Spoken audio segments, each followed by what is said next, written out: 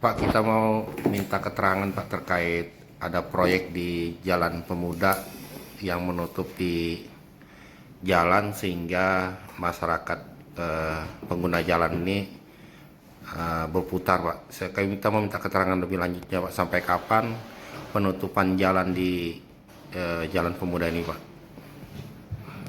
Baik, terima kasih. Sebelumnya kami dari pihak proyek ya, saya selaku PPK kegiatan proyek revitalisasi jalan dan bangunan pelengkap jalan kawasan Mangga 1 Pemuda Kartini memohon maaf kepada masyarakat di sekitar lokasi proyek, ada khususnya dan umumnya pengguna jalan yang melewati Jalan Pemuda dan Jalan Mangga 1 ya. Jadi yang kami kerjakan di Jalan Mangga 1 dan Pemuda ini saat ini adalah pemasangan saluran jaringan, saluran primer yang berukuran 2,4 kali 1,5. Saluran ini sebagai saluran primer yang dimensinya besar karena dia menjadi pengumpul dari saluran sekunder dan tersier. Nah, terkait penutupan Jalan Pemuda, perlu saya sampaikan sekitar tanggal 3 Oktober lalu kami melakukan crossing di Jalan Pemuda untuk melanjutkan pemasangan saluran dari Mangga 1 ke Jalan Pemuda. Nah, di posisi di Jalan Pemuda pada saat kami mengerjakan crossing dan akan memasang saluran itu terdapat dua pipa PDAM, pipa yang masih aktif, ada aliran air di dalamnya, yaitu pipa diameter 6 inch dan diameter 4 inch.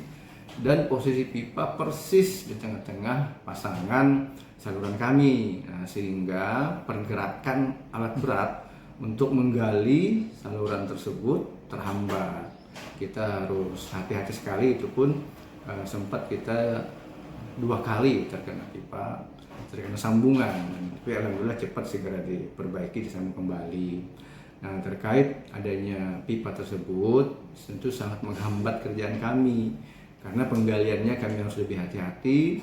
Kemudian penempatan pipa, posisi yang di tengah-tengah saluran ini juga membuat kami kesulitan untuk memasang atau menaruh saluran pracetak karena posisinya membujur sepanjang rencana saluran. Sedangkan saluran kan kami pasang ada yang bagian bawah, bagian atas, dan bagian bawah ini yang susah kita memasangnya.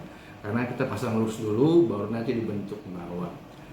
Tentunya ini memakan waktu sehingga pekerjaannya akan menjadi terlambat dan akhirnya penutupan jalannya juga jadi lebih lama. Kami dari proyek, saya juga dari PPK-nya mohon maaf kepada seluruh masyarakat atas kondisi ini ya.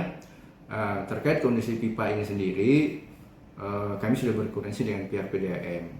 Karena kalau pipa ini kita pertahankan tetap posisinya di dalam saluran, kedepannya nanti akan repot ketika ada penyambungan atau ada sambungan rumah atau ketika ada pemeliharaan, karena nanti pipa ini kan posisinya di dalam saluran, itu kan susah kita memasuki ketika ada pemeliharaan atau penyambungan. Sehingga rencananya pipa ini akan kami belokkan ke samping ke bagian atas sehingga nanti pemasangan ugater bisa lebih lancar lah, bisa lebih cepat seperti itu.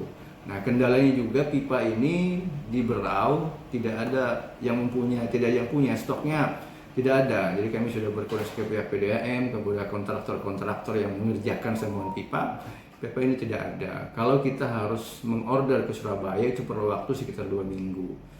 Nah, kemarin saya sudah instruksikan untuk kontraktor mencari di wilayah Tarakan, Balikpapan atau Samarinda. Alhamdulillah sudah ada konfirmasi, kemarin sudah ada komunikasi dengan Samarinda. Insya Allah dalam 3 hari ke depan pipa itu bisa ada di Berau, bisa diadakan. Jadi sehingga kami bisa segera membelokkan pipa PDAM tersebut sehingga pasangan saluran pracetak kami harapkan bisa lebih lancar. Nah, terkait 2 jalur yang ditutup, insya Allah setelah siang pada hari ini 1 jalur akan kami buka. Kalau kita dari Jalan Mangga 1 berarti jalur sebelah kanan ya, sisi lapangan Pemuda, itu insya Allah hari ini akan kami buka 1 jalur karena kami juga hari harus menyelesaikan dulu pengecoran crossing.